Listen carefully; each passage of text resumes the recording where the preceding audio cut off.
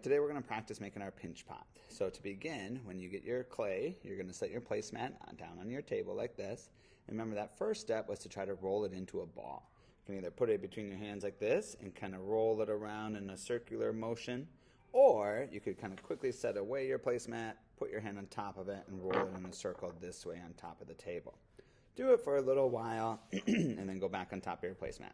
Doesn't have to be a perfect circle, but you can see I got this a little more smooth and rounded. Then I'm going to take my thumbs up, dude. I'm going to push my thumb in there, making sure I don't go all the way through. Then it's called a pinch pot, so I'm going to now gently kind of pinch with these fingers here. I'm going to try to put my thumb down all the way and pinch way down at the bottom too, so the bottom gets bigger.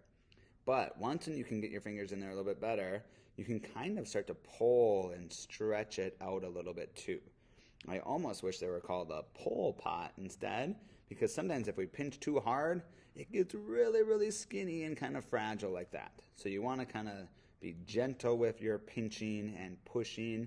And if you can get both hands in there like this, both thumbs in there, sometimes you can even kind of push your thumbs apart like this, almost like a swimming motion to kind of help stretch that out. Now you want to kind of push down a little bit too, like I was saying, to make that cup a little deeper. And you kind of stop when you get about this thickness. Now look, if I hold my finger up like this, it's about the same thickness as my finger. That's my goal. Now imagine, this would be the steps that you need to do to complete your pinch pot. But if you want to kind of experiment with some other things at the middle table, you could use these like pencil tools, poke in some little dots, or draw some things, designs on your pinch pot too if you would like.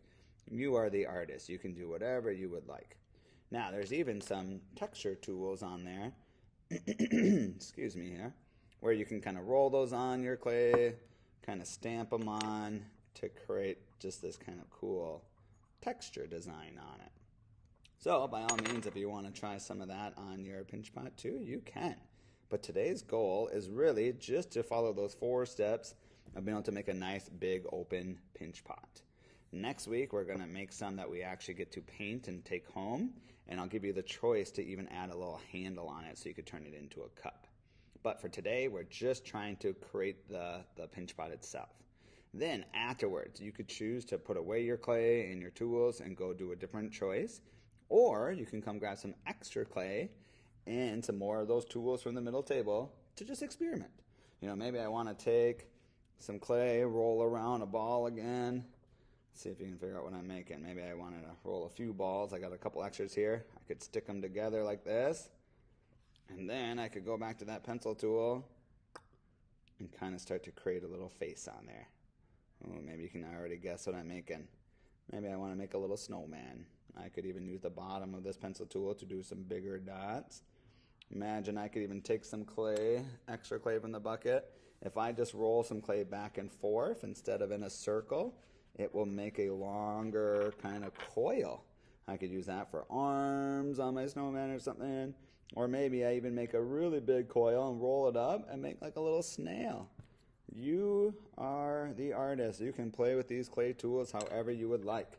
You could even get some clay, flatten it like a pancake, and then try some textures on it. Roll some textures on it, see what happens. These ones even have like a stamp on the bottom of them, so you can stamp on some designs. I could use that pencil tool then to like cut some of those things out. The goal, once you're done making your pinch pot, is to play. So see what you can do, have fun, and be creative.